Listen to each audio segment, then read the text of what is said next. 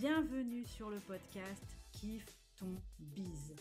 Je suis Myriam, votre hôte, coach formatrice chez Myriam Be Happy, et c'est avec un immense plaisir que l'on se retrouvera chaque jeudi pour un nouvel épisode dans la joie et la bonne humeur. Passionnée par l'entrepreneuriat, où j'ai débarqué en 2012 avec une boutique en ligne de confiserie, je me suis découvert une réelle passion pour le digital. Aujourd'hui, mon objectif est de vous aider et vous booster dans votre quotidien d'entrepreneur afin de créer et développer un business qui vous ressemble. Au programme donc, entrepreneuriat au féminin, marketing digital, organisation, développement personnel, mais aussi stratégie de contenu et réseaux sociaux. Selon moi, une entrepreneur épanouie est une entrepreneur qui réussit. C'est parti donc pour Ensemble kiffer ton biz. On s'installe bien confortablement pour l'épisode du jour.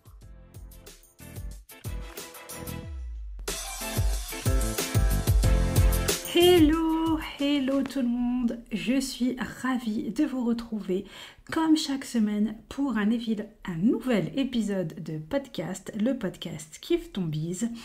Et cette semaine, c'est un moment très spécial pour moi. Je suis un petit peu émue car il s'agit de notre épisode numéro 50. Et oui, déjà. Bon, on est d'accord que ça se fête, hein. Alors, j'ai eu une petite idée, justement, pour fêter ça, une petite idée d'épisode collaboratif. L'idée est simple. Vous trouverez dans les notes de cet épisode un lien. Et en cliquant sur ce lien, vous allez pouvoir vous enregistrer, comme pour un message vocal sur Instagram ou sur Messenger. Et bien entendu, pensez à bien me laisser votre prénom. Dans ce message, moi, ce que je vous propose, c'est déjà de vous présenter rapidement, me parler de votre activité et aussi de me dire ce que je vous apporte dans votre business, dans votre quotidien d'entrepreneur, ou encore, pourquoi est-ce que vous aimez le podcast. Et si le cœur vous en dit, vous pouvez même me poser une question à laquelle je répondrai avec grand plaisir durant cet épisode collaboratif donc.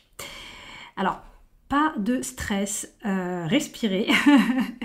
Si vous n'êtes pas à l'aise avec le fait d'enregistrer votre voix, vous pouvez tout à fait me faire un simple message écrit en me le transmettant soit par Instagram en message privé ou alors par email à l'adresse contact@myriam-b-happy.com et moi je lirai tout simplement votre message lors de cet épisode. Donc voilà. Alors j'espère vraiment avoir un maximum de participation car pour moi en fait c'est vraiment un moyen de vous dire merci pour votre fidélité, de vous dire merci de votre soutien, sachant que le podcast est de plus en plus écouté et aussi à travers le monde entier et vraiment ça me touche beaucoup. Et d'ailleurs, en parlant de ça, cette semaine je suis très heureuse de vous lire. Enfin, oui, depuis le temps que je réclame des avis, je peux enfin vous lire un avis que j'ai reçu de la part qui est signé de la part de Futur Mompreneur, qui dit « Merci, très inspirant, très enrichissant, tu nous guides avec ta bonne humeur, merci à toi. » Un grand merci à toi, Futur Mompreneur, pour cet avis. Merci d'avoir pris le temps de me laisser cet avis parce que franchement, ça me touche beaucoup. Bon, maintenant, entrons dans le vif du sujet de notre épisode et cette semaine, on va parler habitudes et plus particulièrement ces bonnes habitudes à prendre pour atteindre ses objectifs. Alors déjà, comment prendre de nouvelles habitudes ? Le principe de l'habitude, c'est qu'elle est tellement ancrée dans notre quotidien, dans notre manière de vivre, que l'on la fait sans même s'en rendre compte. C'est juste normal. Comme par exemple le fait de se brosser les dents avant d'aller au lit, ou encore de se démaquiller, de mettre notre crème de nuit. C'est des choses que l'on fait par automatisme. Notre cerveau, en fait, est comme programmé pour les réaliser. Et le gros avantage, c'est que l'on peut en créer de nouvelles, tout le temps. D'ailleurs, il est plus simple de prendre une nouvelle habitude ou de la modifier, enfin d'en modifier une, que d'en faire disparaître une. Et le meilleur moyen de prendre une nouvelle habitude, c'est la répétition pendant un certain temps. Alors, au minimum 21 jours selon certaines études pour que cela devienne un nouvel automatisme pour notre cerveau. Ainsi, la mise en place de certaines habitudes est un excellent moyen d'atteindre nos objectifs. Alors, voyons ensemble 10 habitudes à prendre pour justement enfin atteindre les objectifs que l'on s'est fixés. Alors la première habitude, c'est se fixer des objectifs. Oui, je l'admets, ça peut paraître logique, mais pour autant, il est vraiment important de le rappeler, car oui, pour atteindre ces objectifs, il est indispensable de prendre l'habitude de se les fixer. Un objectif sans un plan bien précis, ça reste un simple souhait. Le plus important étant de bien fragmenter chaque objectif, en fait chacun de nos objectifs, surtout quand on va parler d'un gros objectif, et ça bien pour ne pas se retrouver découragé. Mais tout ça, je vous en ai parlé un peu plus en détail dans l'épisode numéro 11 du podcast, donc auquel je vous renvoie pour que vous ayez plus de détails là-dessus. La deuxième habitude, c'est d'apprendre à dire stop à la perfection. C'est clairement une excellente habitude à prendre pour atteindre ses objectifs, car sinon, on est constamment en mode « oui, mais j'attends ceci ou j'attends cela ». Le plan de ma formation n'est pas assez clair. La page d'accueil de mon blog n'est pas finalisée. J'attends d'avoir tant d'abonnés Insta pour faire mon premier post, etc., etc. Il faut accepter que ça ne sera jamais parfait. Et surtout, que rien n'est définitif. On peut donc tout à fait mettre en place, enclencher et par la suite ajuster. Attendre à la perfection, c'est vraiment attendre en vain. Troisième habitude, en finir avec les excuses. Dans la continuité de ce que l'on vient de voir, il y a les fameuses excuses. Mais ce qu'il ne faut pas oublier, c'est que si l'on ne fait rien, rien ne changera. Il ne faut pas s'attendre à un changement si l'on s'y prend, toujours de la même manière. Il faut donc décider de bousculer nos habitudes. Par exemple, les fameuses résolutions que l'on prend en début d'année. Ou alors ce régime que l'on veut commencer, mais on attend le week-end prochain parce qu'on a un repas de famille. Et sinon, un sujet qui fâche, qui fâche beaucoup de monde, moi la première, j'ai envie de dire, le sport, voici mes camps. Ça c'est pareil, c'est oui je vais commencer mais j'attends ça ou mais j'attends ceci, enfin bref. Et bien tout ça, ça vaut aussi pour notre côté pro. Combien de fois j'ai entendu la fameuse punchline « j'attends le bon moment ». Mais concrètement, c'est quoi le bon moment? C'est quand le bon moment? Si c'est pas nous qui décidons là, maintenant, tout de suite que c'est le moment de, ce bon moment n'arrivera jamais en fait. Et on peut attendre très longtemps. Quatrième habitude, arrêtez de se comparer. C'est quelque chose que l'on a tous tendance à faire, malheureusement. Et pourtant, c'est la pire chose à faire.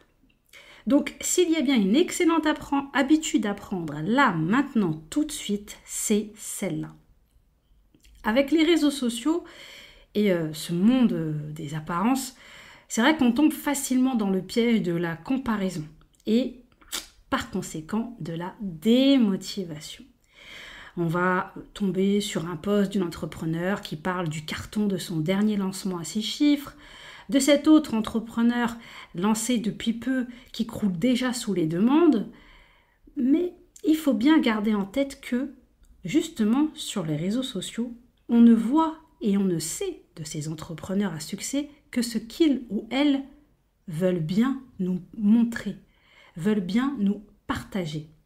Alors oui, il y a les personnes honnêtes et 100% transparentes qui vont vous parler aussi de leurs galères, de leurs grands moments de solitude, et les autres qui vont vous vendre du rêve en mode tout va bien, H24, j'ai tout le temps des clients, à chaque fois que j'ai un lancement, ça cartonne, à chaque fois que je lance une formation, ça cartonne, à chaque fois que je prends une décision, c'est toujours génial, ça marche super bien.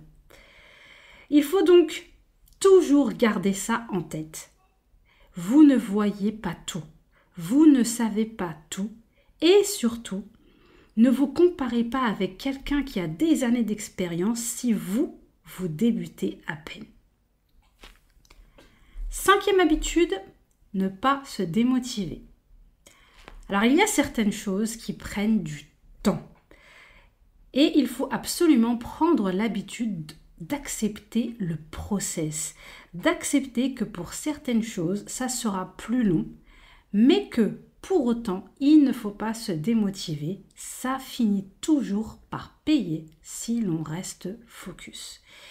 Il y a quelques mois, je suis tombée sur le post d'une entrepreneur pour qui, aujourd'hui, son activité fonctionne très bien, mais qui expliquait en toute transparence, et ça j'avais vraiment trouvé ça génial, que pendant pas moins de 3 ans, elle n'avait reçu aucun euro.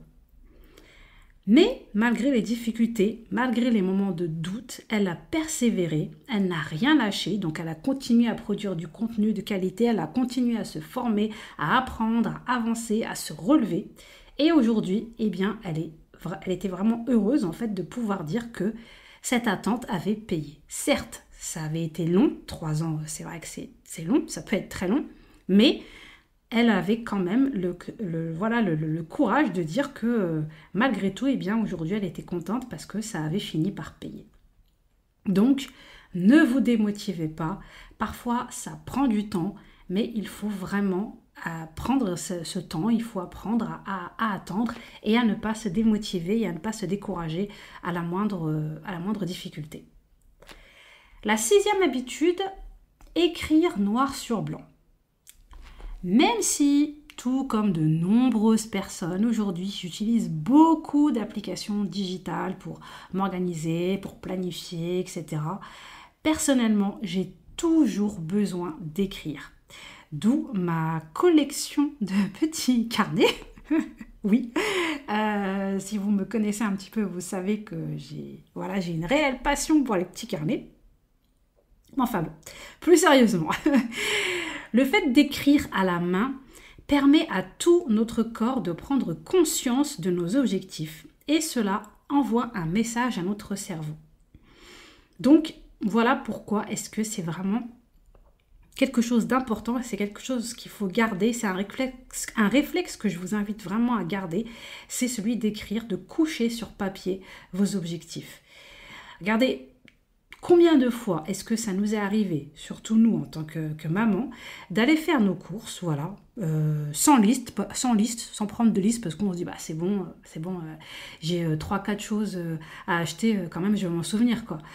Et arrivé sur place, c'est le trou noir, impossible de s'en souvenir, ou alors on se souvient de quelques-unes de ces choses, et puis quand on rentre chez nous, on se dit, punaise, j'ai tout pris sauf la chose dont j'avais absolument besoin pour faire à manger ce soir. donc voilà. 7e habitude, identifier nos besoins. C'est une habitude vraiment essentielle qui peut nous aider à atteindre plus rapidement certains objectifs, à savoir le fait d'identifier clairement nos besoins. Qu'est-ce que je veux dire par là ? Par exemple, vous voulez vous lancer sur Instagram, ça fait déjà un petit moment, mais à chaque fois, vous procrastinez parce que vous ne savez pas par où commencer. Eh bien, peut-être que le plus simple serait de vous faire accompagner ou alors de vous former. Souvent, on a du mal à accepter ce besoin. Pourtant, quand on réfléchit posément, on réalise que on a perdu vraiment beaucoup de temps, inutilement, alors qu'une formation, aurait été un vrai raccourci. Donc ça, c'est super important de vraiment identifier les besoins. Quels vont être nos besoins pour concrétiser tel ou tel objectif. 8e habitude, préparer un plan d'action. Là, on suit ce dont je viens de parler juste avant. Il faut prendre aussi cette habitude de préparer son plan d'action en mode « Ok, je veux atteindre tel objectif, je pars d'où? Quelles sont mes compétences, mes besoins? Qu'est-ce que je vais devoir mettre en place pour y arriver? En combien de temps ?» C'est une étape que j'aime personnellement faire assez régulièrement en mode brainwash, voilà, en mode vidage de cerveau, comme disent les Américains. Et ensuite, eh bien, il vous restera à détailler un maximum tout votre plan d'action. Ça fait que rien ne sera laissé au hasard en fait. Et il n'y aura aucun risque pour vous d'oublier certaines choses, d'oublier certaines étapes importantes. Avant-dernière habitude, se créer de petites routines. Il y a un tout petit dicton qui dit « Vous êtes vos habitudes ». J'ai vraiment toujours aimé cette phrase parce qu'elle exprime tellement bien l'importance des habitudes dans notre quotidien. Et la mise en place de petites routines, eh bien, c'est déjà un bon début. Par exemple, une petite routine matinale. Le fait de lire, de prendre un bon petit déjeuner, de faire son lit, etc. avant de s'installer à son bureau pour se mettre au travail. Voilà, ça va être tout ce qui va déclencher la mise au travail. Ou encore, notre petite pause café vers 10h, 10h30 pour couper sa matinée de boulot. La petite sortie pour se dégourdir les jambes l'après-midi. Voilà, ça c'est vraiment des petites routines, mais qui font que ça va être vos petites habitudes à vous en fait. Et enfin, dernière habitude, garder ses objectifs en vue. Après la première habitude qui était de se fixer donc les objectifs, et bien logiquement la dernière, garder ses objectifs en vue. C'est indispensable pour ne pas les oublier. Donc, soit on prend l'habitude de les relire régulièrement, soit on les note en évidence sur un vision board, par exemple, dans un endroit où on les verra régulièrement. Bref, à vous de voir quelle est votre méthode, mais je vous recommande vivement de tout faire pour ne jamais perdre de vue vos objectifs. Car ça, c'est vraiment le meilleur moyen de les oublier. C'est le meilleur moyen de se lever un matin et de se dire, au fait, j'étais pas censée lancer mon blog, ou j'étais pas censée avoir déjà créé mon compte Instagram, ou j'étais pas censée avoir déjà lancé ma formation ou telle et telle formation, ou avoir créé tel ou tel freebie. Donc voilà. Gardez en vue vos objectifs. Donc notez-les quelque part, relisez-les régulièrement. C'est vraiment des réflexes qu'il faut que vous preniez. Et ça, c'est vraiment aussi un des meilleurs moyens de tout faire pour atteindre ces objectifs. Moins vous les perdrez de vue et plus vous aurez de chances de les réaliser. Donc, pour récapituler un petit peu les 10 habitudes pour atteindre ces objectifs. Donc, première, se fixer des objectifs. La deuxième, dire stop à la perfection. La troisième, en finir avec les excuses. La quatrième, arrêter de se comparer. La cinquième, ne pas se démotiver. La sixième, prendre l'habitude d'écrire noir sur blanc. La septième, identifier nos besoins. La huitième, préparer un plan d'action. La neuvième, se créer des petites routines. Et enfin, la 10e, garder ses objectifs en vue. Voilà, c'est tout. Notre épisode touche à sa fin. J'espère vraiment que ces conseils vous seront utiles. N'hésitez pas, si vous écoutez le podcast comme d'habitude, à me taguer en story sur Instagram. Je serai ravie de savoir que vous faites partie de mes auditrices ou de mes auditeurs.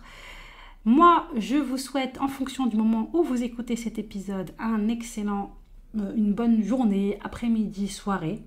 N'oubliez pas, donc comme je vous le disais au début, Franchement, j'espère vraiment que vous allez prendre le temps de participer à cet épisode collaboratif, donc soit avec un message vocal, soit avec un message écrit.